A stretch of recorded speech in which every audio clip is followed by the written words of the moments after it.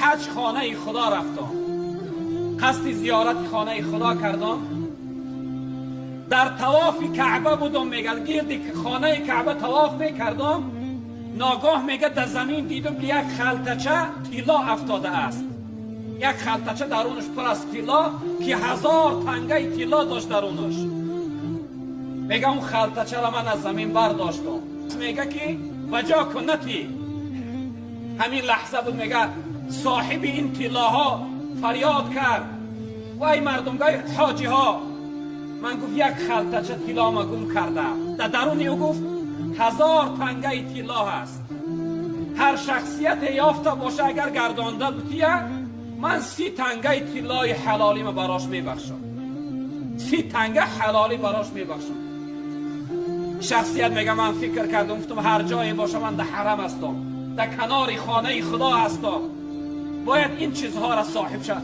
از 1000 چیز حرام در 30 چیز حلال برای من بهتر است گفت. گرداند و میگه این 1000 تنگه را دادم، 30 تنگه را برای من داد.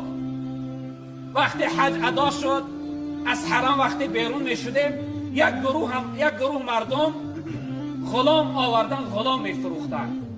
بعد از آن میگه گفتم که همین 30 تنگه را به من یک غلامش بخرم برام بهتر است که دوام رفته با من خدمت میکنه، کار ما پیش میبره.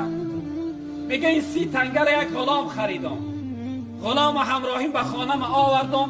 بسیار غلامی با وفا و محنتی و کارگر بود. من راضی بودم از این غلام. دوامی 4 سال این غلام همراهی من میگه ایستاد. وقتی همراهی من این غلام دوامی 4 سال ایستاد، بعد از 4 سال میگه دوباره قصد کردم که حج میروم. غلام گفتم که ای غلام، بسیار غلامی با وفا و خوب هستی، در برابر این خدمت ها من این سال همراهی خودم حجت میبرم. میگه غلام همراهی گرفتم، در راه آمدن غلام میگه یک سیر برای من گفت مولا گفت در اصل من غلام نیستم، من شاهزاده هستم. مملکت ما را مسلمان ها رفتن غلبه کردن، گرفتن، من همچون غلام بر این اسیر گرفتن در شما فروختن. شاید اگر ما حج رویم، یعنی در اون حرم پدر و خویش اقرب های من و سراغ جستجوی من آمده باشن. مولا گفت میتوانه که من نرخ قیمت به صاحبان فروشی، اختیار داری. وقتی میگه در حرم آمدیم، یک گروه مردمی سیاه ها آمدن در کنار ما دور زدن، خش تبار این غلام بودن. میگه غلام نزد من آمد، گفت مولا گفت اینها صاحب های من هستند. پدرم گفت اینها را برای خریداری من رای کرده است. پدرم گفت برای آزاد کردن من 50,000 تنگه طلا رای کرده است. اگر بخواهی این تنگه ها را بگیر من آزاد، اگر نخواهی اختیار، من غلامی تو هستم. میگه این قصه کوتاه اینها آمدن، دوباره این فرزند یعنی غلامه میگه من 50,000 تنگه طلا فروختم. در 30 تنگه خریده بود. 50,000 تنگه طلا فروختم گفت. آمدم تجارت سوداگری سر کردم. در دوام 1 سال میگه فقط زکات من 50,000 تنگه طلا شد. خداوند با چنان برکت امداد که در دوام 1 سال فقط 50,000 تنگه طلا چی شد؟ میگه زکات من شد که زکات میدادم. با چنان دارندگیم زیاد شد، میگه پول و کار دیل مزد، کار بس کردم. گفتم تا مردن ما بخورم برام بسنده است. وقتی بس کرده بودم میگه با قصد کردم و حج رفتم. در حرم وقتی طواف میکردم، یعنی اون تجارتکارها سوداگرهایی که پیش همراهیم شریک رفیق بودن نزدم آمدن، از من یک التماس کردن، یک خواهش کردن.